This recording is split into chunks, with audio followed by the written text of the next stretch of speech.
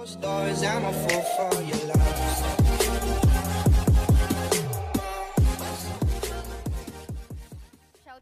ako si Kaysaya. And I'm Seiya. At ayun, Seiya, kamusta naman? Ano bang meron for today? Well, of course, nakita naman natin yung mga performances ng mga teams kahapon. And so, ladies and gents, we are now going to proceed with a tiebreaker match between PLDT-Smart Omega and Suha-XCTN Punishers. Grabe naman kasi, kita mo nakahabol pa sa puntos dito ang Suha-XCTN Punishers. Now they actually have the 22 points, both of them placing at the first and second spot. Pero syempre, Signal Ultra Warriors at Bren ePro securing their place na rin naman para sa ating top 4 teams. Yes, so this is the battle for the first seat para malaman natin kung sino nga ba ang magiging first place sa ating team standings for today. Unfortunately though, STIE Olympias at Happy Feet Emperors hindi na makakasama. Meanwhile, pakita muna namin ang ating bracket dito. So the playoff bracket will be in here for our first conference sa Mobile Legends Bang Bang. Naghihintay na lamang dito na makakalaban sa first and second series natin on Saturday, ang Bren ePro at ang Signal Ultra Warriors. So this is gonna be a best of 3 match later on. At kumbaga yung seeding, yung pinag-aagawan nila dito, Seiya. Kung sino yung mananalo sa kanila, if I'm not mistaken, it will be facing Bren ePro. And for those who will lose for today, will be facing Signal Ultra Warriors. Yes, indeed. And of course, meron din tayong gaganapin na battle for third dyan sa ating Grand Finals. Kung saan, syempre, kailangan din natin ng mga placement. Hindi naman pwedeng may maiwan na hanging. No one will be left hanging. Just so you know, guys, ang ating prize pool para sa ating championship, of course, is gonna be 1 million pesos. The first place will take home 500,000 pesos, 250,000 pesos naman para sa second placer, 150,000 para sa third placer, at 100,000 for the fourth placer. Grabe, unang conference pa lang yan. On to the blue side, you can see PLDT-Smart Omega banning out that Leomord as well as the Kimi. Para naman sa Suha-XCTN Punishers, nasa red side, Matic ba naman para sa kanila ang Cho. Ano ang open dito? You can see Harith, Lunox is also open. But the fact that Lunox is currently, like, recently been nerfed out, so I don't think she's going to be the priority pick right now. At kung papansin mo, Grok is still open and up for grabs. Because the Kaja will be bad, and I'm pretty sure that PLDT-Smart Omega will be hovering, I think, for this Grok, but it kind of depends on their overall roster. Definitely. Will it be a Grok? Will it be a Harith? It is a Grok. Will be prioritized. Really good initiate potential, the crowd control that this hero can provide, and also, of course, the damage din naman. Yes. Talagang, I mean, this is the kind of tank na kayang makapag-push ng lane kahit mag-isa lang siya. Indeed. Kaya niya mag-clear agad. Fast clear wave for this kind of tank. Kaya sometimes, just like what you have mentioned, kaya siyang iwan sa isang lane kung sakali man kailangan ng ibang mga ka-teammates mo na clear ng other lanes. Meanwhile, look like they will be getting this Esmeralda, denying it from the hands of Toshi. At syempre, for additional core damage, Dian will be locking in this Harith. Parang nakita ko na rin tong dalawang mage. I have seen this before. Yes, indeed. Pero alam natin na top 2 teams to eh. Medyo matindihan talaga. I don't know, will this be a 2-1 ba in favor of whichever team?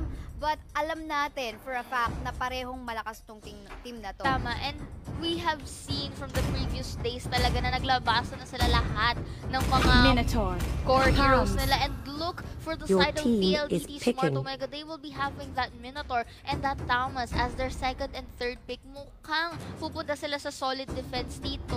Nako. Pero alam mo ba, ang Omega, ang nabanggit nila kahapon sa interview, hindi pa naman nila nilalabas talaga yung tunay na strategy kumbaga, nila. meron pa silang maibubuga. Oo, baka dun daw sa playoffs ipapakita, either sa playoffs or sa grand final. But then again, kung mapapansin mo, sa sinecure dito ng Punishers, first 3 heroes, damage dealers agad. Ang opposite naman dito sa Omega, first 2 heroes, initiators and tank support. And mga chargers, mga frontliners. Yes. And mukha naman for their final ban, they will be most probably denying a more solid composition for the side para ma-deny yung side ng Suha-XCTN Punishers kasi meron na silang core eh. So see, If Your it's not team core, it's going is to be the banned. support. And we know that this Diggy, na kahit hindi siya priority pick, nababan din siya out of respect. Ito, may inaantok pa sa Oh. PLDT-Smart Omega, di ba? Mukhang matindihan ang practice na ginawa. Yes. So going back to that overnight. Diggy, yes indeed. Going back to that Diggy, this is a wise ban, I believe, para sa side ng Omega because all of the here, at least the Grok and that Minotaur, ayaw nilang ma-deny eh. Ayaw nilang ma-deny. Of course, tanggalin natin Your yan. And of team course, is good decision din picking. for the Punishers for banning out this Claude because wala pa naman ngang mas damage source ang Omega. Yes, totoo. And kumbaga parang banning out that Claude will give them medyo limited options then. Like, Correct. wala si Kimi, wala si Claude. And they got the carry. So medyo they will be thinking really quick. Akai. And of course, dahil nga meron Your tayong team core, is gaya na sabi picking. natin, syempre maglalaki na sila ng medyo sturdy and solid type of hero, which is the Akai. Ito, hindi pa pwedeng ilabas to, Oh, no? hindi pa pwede. Nakaban pa yan for 2 weeks sa atin. Bawal pa to set the yan. national. So, kinover lang yan. Pinakita na meron siyang Na ganyan meron siyang here. ganyan at gagamitin niya for sure kapag pwede nang gamitin. So, Granger in here, ang isa sa mga available natin na marksman. Alam natin na mid to late game time ang Yes. hero na to. And pag sinabi natin na mid to late game time ang isang klase ng hero, ang scaling niya medyo matagal kumpara sa ibang heroes. So, just in case they wanna win this kind of lineup, they Lulax. have to make sure that Your early game team time is pa lang, picking. hindi sila mahuhuli sa farm. Totoo. And of course, syempre with that being said, the Granger, pretty sure mabibigyan siya ng priority when it comes to gaining that resources. Lolita. Magkakasama niyan is either Grok, Granger, or Minotaur Yes, Granger. yes. It's either which. Pero the final pick for Suha-XCTN Punishers is going to be that Lolita to deny the Lunox pick of Exort. Alam mo, parang feeling ko kahit tinanggal dito ng Omega yung Diggy, ganun din naman sa Oo, Punishers eh. Yes. Magandang crowd control source din ang Lolita as well as Akai. So I think for both of the teams, they have drafted so well. It's just maybe siguro papabor ako sa decision making ng esports team or the Signal Ultra Warriors. Meanwhile, recap muna tayo ng ating lineup ng parehong teams. Yes, for PLDT-Smart Omega, we got Kripsu for that Grok.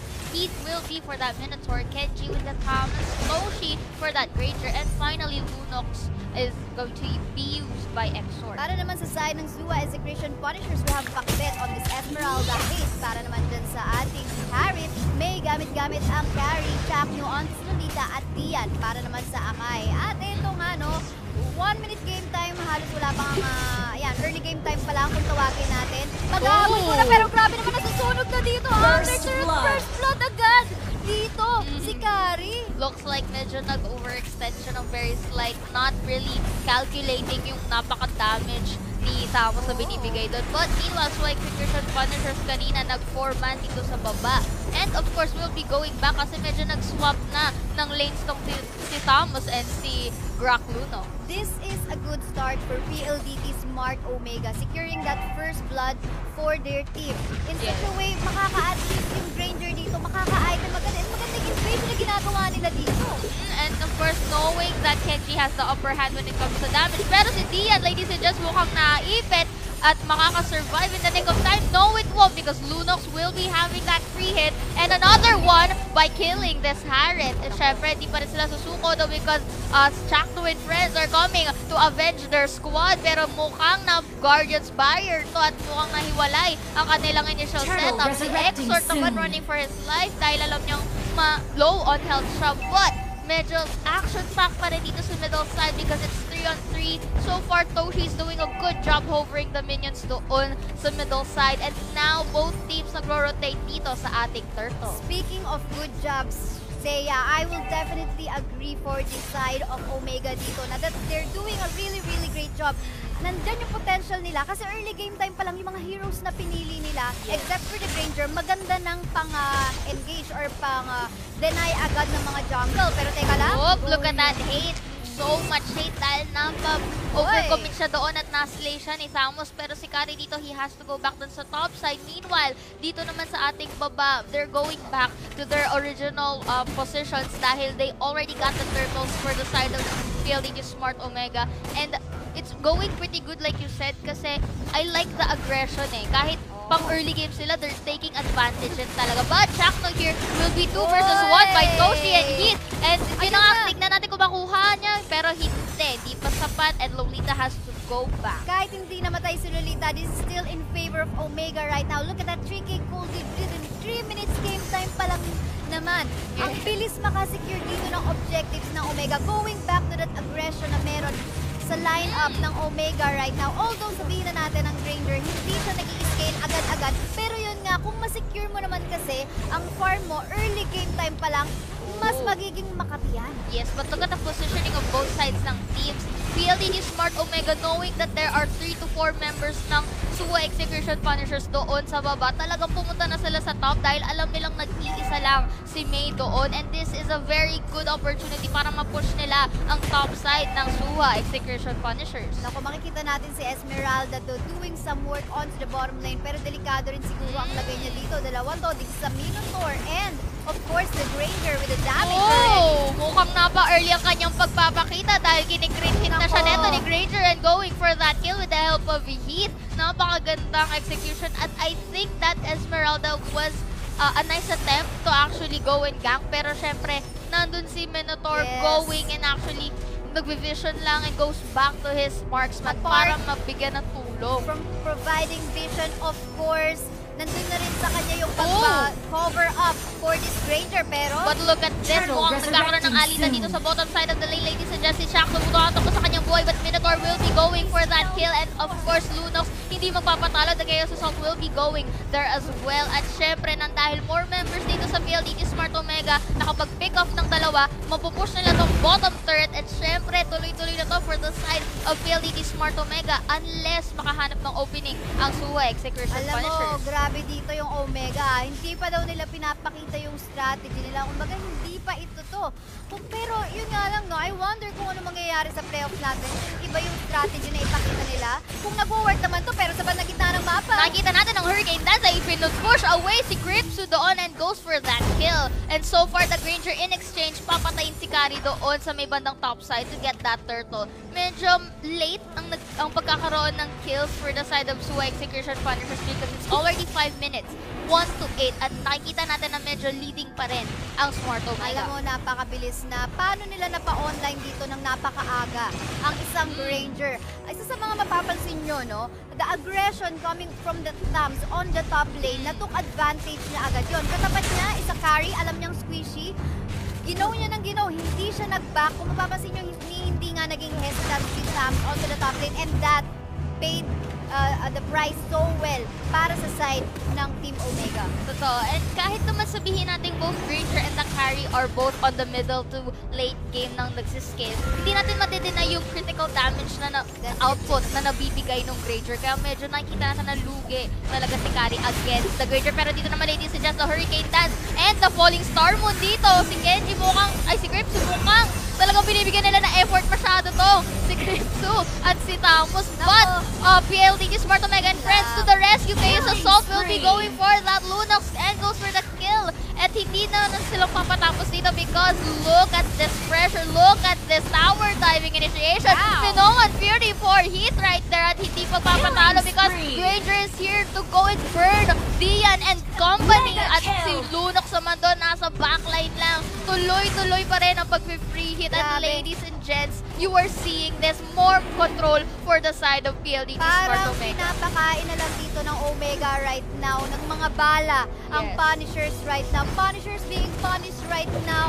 They made a mistake probably on letting that carry all alone on the top lane. Katapat ang Tams. So I think, yun talaga sometimes matter yung mga teams dito, yung mga decision making na gagawin nila. Sa early game time pa lang kasi ang laking factor nun. Yeah, I mean, hindi naman talaga surprising na talagang iiwan nila si Kari, no? Of course, syempre, to go for that XP, to go for that resources. Pero hindi kasi siya effective kapag alam mong napipick off na si Kari at alam mong hindi na effective yung iiwan na lang siya mag-isa. And with that being said, ladies and gents, nakikita natin dito, going all out in resources at objectives ang PLDT-Smart Omega dahil nakita nga natin kanina, no, na yung net worth nila ay lamang with a comparison with execution. Pero yan na nga yung Hurricane Dance. So once again, kino-corner nung si Kenji para hindi makapagano. But look at that, Minoan Fury and the Chaos Assault going for Lunox right here. And Tamus going for that extra kill, ladies and gents. Napakaganda ng pagkaka-Minoan Fury ni Heath doon at pagkaka-corner. Although kinorner doon ni Punisher si Kenji, hindi pa rin sapat eh. Hindi pa sapat dahil alam nilang tanky na si Thamus doon. Definitely. Kung mapapansin mo rin, Seiya, wala pang nababasag na torre para sa side ng Omega right now. There's a lot of things na kailangang i-catch up ng Punisher. Pero napakahirap gawin nun. Dahil nga naman, naku, yung mga napafarm na lang nila, yung mga minions na pumupunta sa base nila. And this is really looking good so far for Team Omega. The minimap is turning into color blue right now. They're putting all of the pressures that they can. The tier 2 turret onto the top will go down just like that. At eto na. The Lord is gonna go up within 58 seconds. Yes, at ayun na nakita natin may Bloodlust Axe na ang Granger for the side of PLDT-Smart Omega, meaning mas lalo pa siyang sasakit at mambuburn ng mga tanky ng mga Suha-XCTN Punishers. But here on the bottom side though, we are seeing lots of pressure and nakikita natin Brilliance is going to be used by Lunox pero wala pang ganong naging ganap. It was kind of a wise choice. Medyo maaga lang din, I guess. Pero isa sa mga mapapansin mo, damage of carry is not yet even there. At eto na nga, they have the opportunity. They got the minion waves, kaya kinuha na rin nila yung inhibitor turret. So why not? And they're just actually buying some time eh. Oo. Kasi nandiyan na yung Lord, paparating na. And maganda yung decision na ginagawa ng Omega dito na okay, sige, pressure na natin. Maya-maya, ang mapapansin natin dito, the damage dealers will go to that Lord later on while the rest of the members, usually the tank Lord, will be zoning out the members of Execration. But look at Tian right here, forced to use that Hurricane Dance para maka-escape dahil medyo nag-overextend siya doon without more members ng kanyang teammates. But here, Gritsu, mukhang nagpapadistract lang eh dahil 3 members ngayon ng PLDT-Smart Omega ay nandito sa Lord. Chakno though providing vision pero syempre outnumbered siya dito with the Chaos Assault, but the Bulwark is going to be used. Pero Wild Charge against Lolita, but dito naman sa top side, Kenji though, it's 3-2-1 at nakatakas pa rin si Kenji doon. Look at that level difference nga naman. That is a level 12 Tams. Compare mo naman sa mga level 9. I think that was ang nakain na nasa bandang taas kanina. But then again, this is an easy Lord. See na contest of course ni Chaknu a while ago. That's gonna be very dangerous. And of course, the damage of that Granger is already there.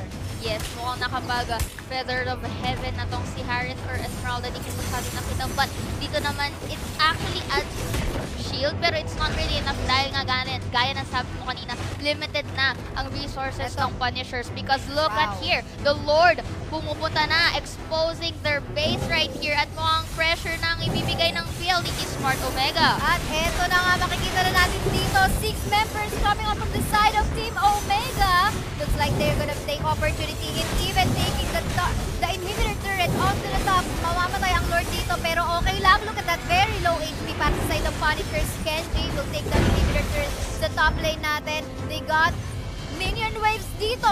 Baka matatapos na. Look at that Noman Fury. Yes, and going for that mega kill, going with that Granger at si Grok naman di magpapatal dahil magpapatay din siya. Ladies and gents, Game 1 will be going to PLDT-Smart Omega. Now, yes. But then again, this time, although nakita natin, we even have thought na okay, sige, maganda yung draft dito ng Punishers. But then again, something from the strategy coming from the side of PLDT-Smart Omega made it work. Tell me pretty lies, look me in the face, tell me that you love me, even if it's fake.